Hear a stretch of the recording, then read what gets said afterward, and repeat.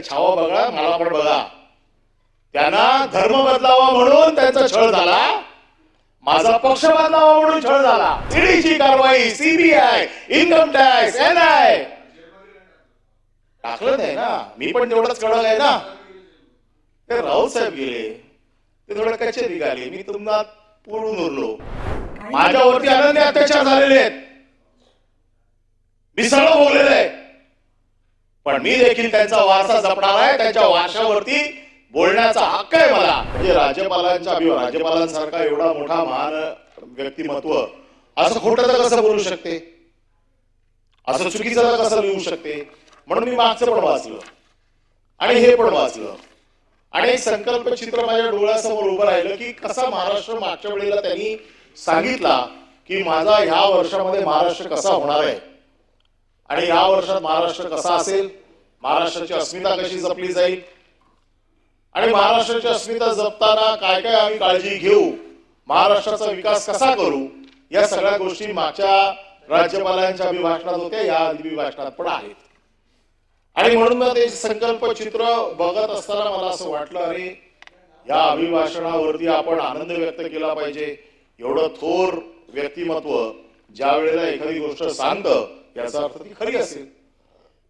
आणि ज्या वेळेला इथे येतो आणि मग ह्या सगळ्यांची भाषणं ऐकतो, वृत्तपत्र वाचतो, मग माझ्या मनात प्रश्न पडतो की खरं काय याच्यातलं, राज्यपालांनी सांगितलेलं खरं आहे का, वृत्तपत्र बोलतोय ते खरं आहे का, जे काय समाजामध्ये आम्ही बघतोय दररोज ते खरं आहे. वृत्तपत्र देखील एक लोकशाहीचा स्तंभ आहे, ते देखील बातम्या देते.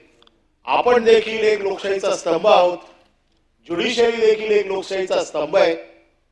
मग ह्या स्तंभातले प्रतिनिधी हे खरे आहेत का राज्यपाल बोलतायत ते खरं आहे, माझ्या मनासमोर फार प्रश्न निर्माण झाला.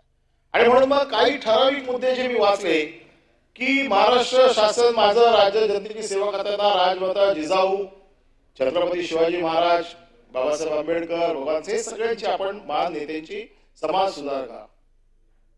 आणि काल जाऊन छावा बघितलं, ते छत्रपती संभाजी महाराज पुढे गेले,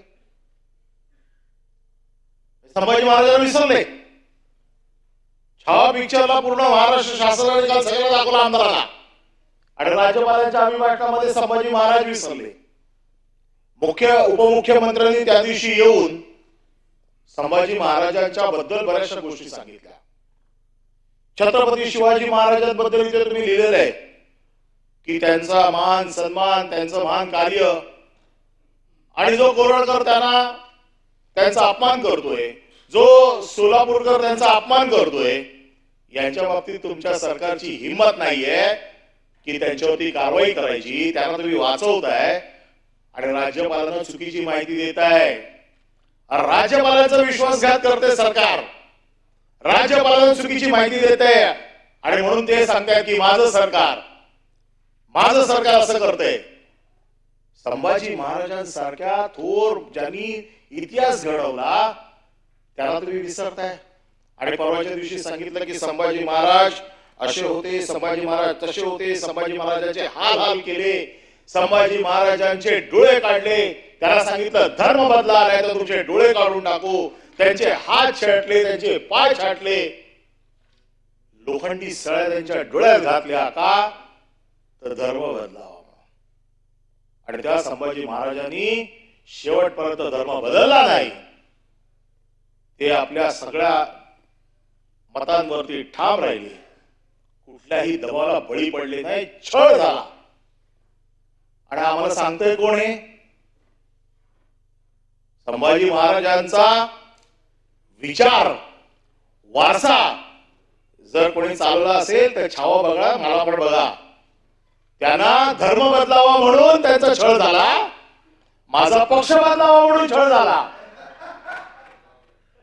ईडीची नोटीस, ईडीची कारवाई, सीबीआय, इन्कम टॅक्स, एनआय टाकलं नाही ना. मी पण तेवढंच कडक आहे ना. ते राऊत साहेब गेले, ते थोडे कच्चे निघाले, मी तुम्हाला पुरून उरलो. पण हे नाही रेकॉर्डवर का ठेवायचं? काय वाक्य, काय चुकीचं बोललो मी? माझ्यावरती अनन्य अत्याचार झालेले आहेत, मी सगळं बोललेलं आहे, पण मी देखील त्यांचा वारसा जपणार आहे. त्यांच्या वारशावरती बोलण्याचा हक्क आहे मला, आणि मी देखील माझा पक्ष बदलला नाही याचा मला अभिमान आहे. त्या छत्रपतींचं नाव तुमचं इकडे असायला पाहिजे होतं. तुम्ही छत्रपतीला विसरले आणि आम्हाला सांगतायत कोण? ज्याला जरा हुल दिली ते सगळे गेले तिकडे निघून, ते आम्हाला इकडून सांगतायत छत्रपतींचा वारसा. एक लक्षात ठेवा, राज्यपालांना चुकीची माहिती देऊ नका.